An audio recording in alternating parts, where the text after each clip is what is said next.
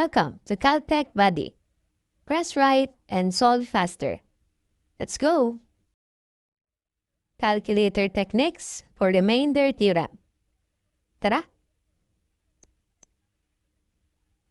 Okay, so today, tuturo natin kung paano gawin ang remainder theorem ay gamit ang ating calculator techniques. So, for example, we have a function of f of x equals a x squared plus 5x plus 7. I-divide natin siya ng x minus 2. We would like to find the remainder. Now, bago natin computein yung remainder, recall muna tayo ng parts ng division. So, we have possible solution for division ng polynomials. Ang options natin are long division o kaya synthetic division. Itong part na ito, yung i-divide, that is what we call the dividend. And then yung pang-divide natin, that is what we call divisor. Then, pag dinivide natin yan, may lalabas na quotient at remainder. Ang main goal natin is to get the remainder gamit yung remainder theorem. So, hindi natin gagawin yung long division at synthetic division. Pero pakita ko pa rin sa inyo ang itsura nila. So, ganito ang long division. Mahaba talaga siya. So, again, is our divisor, is this dividend. Yung answer is what we call quotient.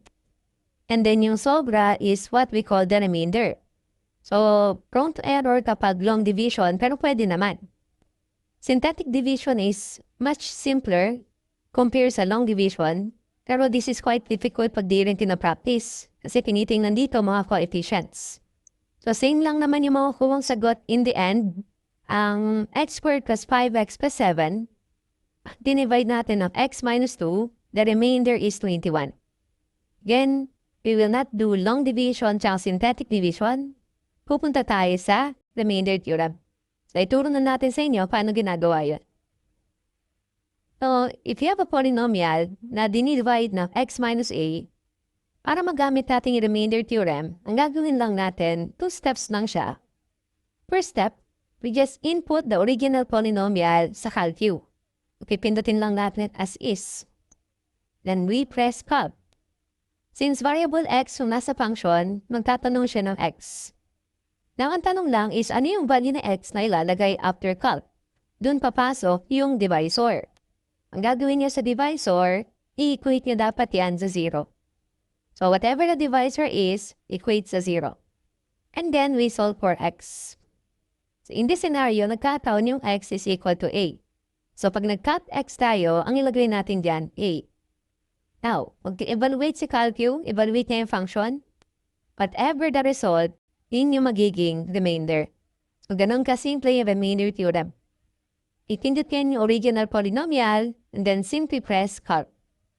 Pag nagtanong ng x, equate the divisor sa 0 and then solve for x. Yun yung ilalagay dito. Whatever the result is the remainder. Now, ulitin natin yung problem kanina. So, ang sagot dito is 21. So, double check natin using the remainder theorem. So, pindutin natin original function. We have alpha x squared plus 5x plus 7. Press calc. Magtatanong yan ng x. Again, yung x dapat yung divisor equates sa 0. So, yung x minus 2 equates sa 0, alabas yung x is 2. Lalagay natin 2. Then press equal sign. Okay, equal sign natin. Ayun, lalabas na yung remainder instantly. So, tama lang yung sagot na 21.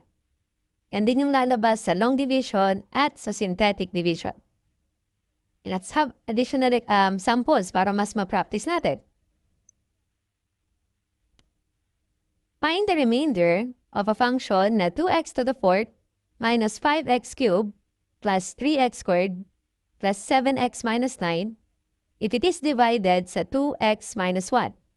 So, same approach tayo. First, we input the original function as is. 2x to the 4th minus 2 or 5 x cubed plus 3 x squared plus 7x minus 9. So this is the original function. Now, press calc. Magtatanong ng x. Again, yung x na ilalagay is the divisor na naka-equate sa 0. So, 2x minus 1 equates sa 0. So, lipat yung 1 sa kabilang side, magiging positive 1, then ibababa yung 2. So, obviously, yung x is 1/2. So, yung x na ilalagay dapat 1/2. Press equal sign, instantly, makukuha na natin yung remainder. So, madaling makakuha ng remainder, again, gamit ang remainder theorem. Okay, last. When x cubed plus ax squared plus bx plus 5 is divided by x minus 1, the remainder is 8. Find a plus b. So, wag ma-intimidate sa question na just apply the remainder theorem. Okay. So, again, if we equate the divisor sa 0, and then solve for x, lalabas yung x is equal to 1. Pag sinubstitute ko yung 1 sa original function, doon lalabas yung remainder. So, papalitan mo na yung x ng 1. Again, the remainder must be 8 as stated sa problem. And then yung 1, lagyan na natin sa mga variable x. So, substitute lang naman.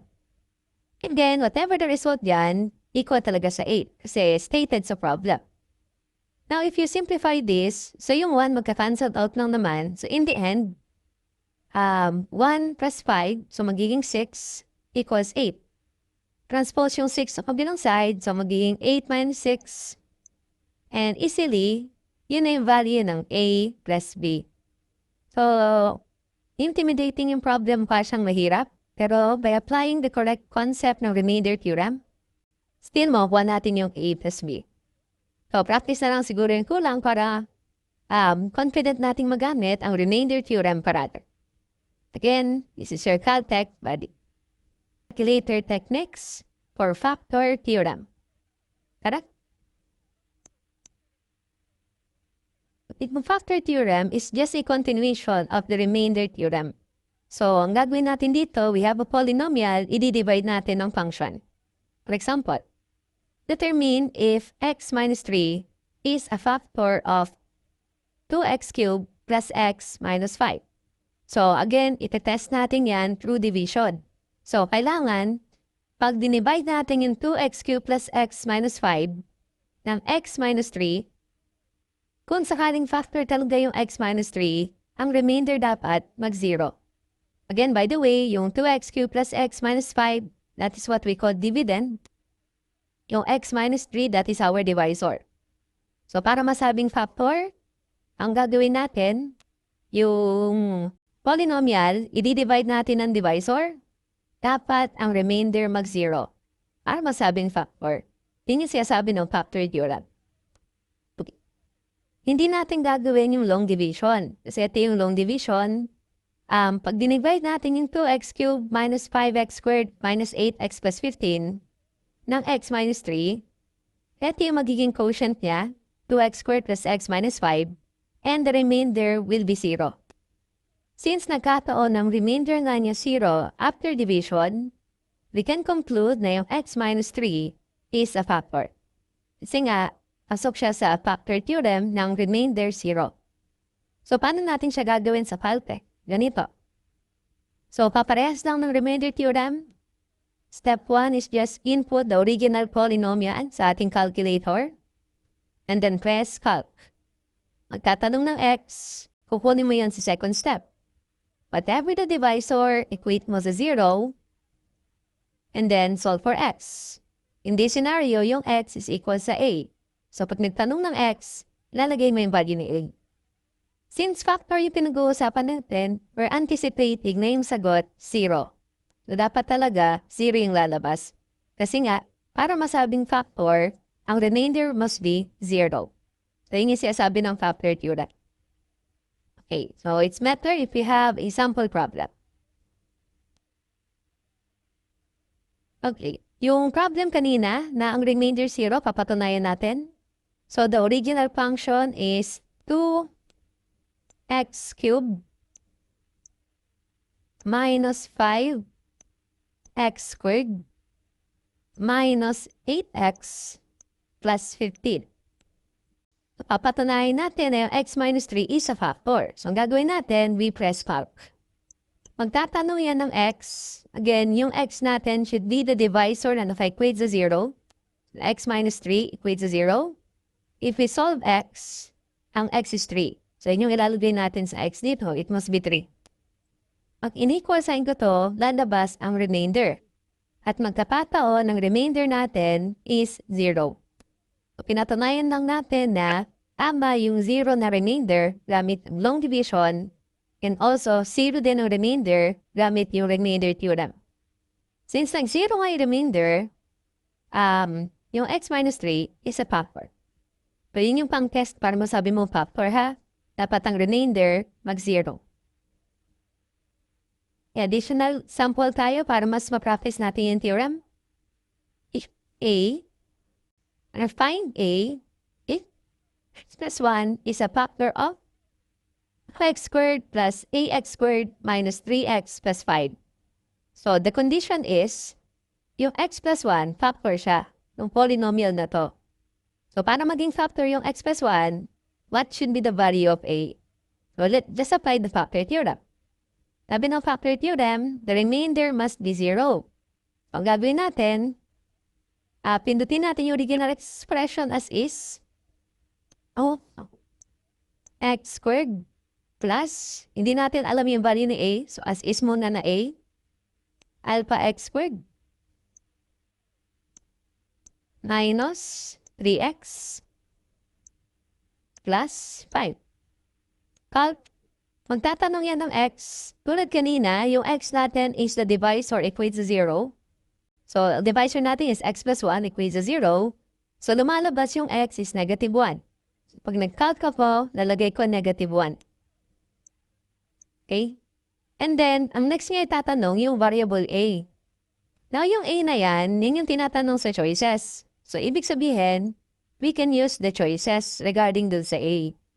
Malalaman natin na tamang sagot pag nag-0 yung remainder. Kasi pag nag-0 yung remainder, ibig sabihin factor. So, trial and error lang siya. Try natin yung letter A na negative 8. Equal sign.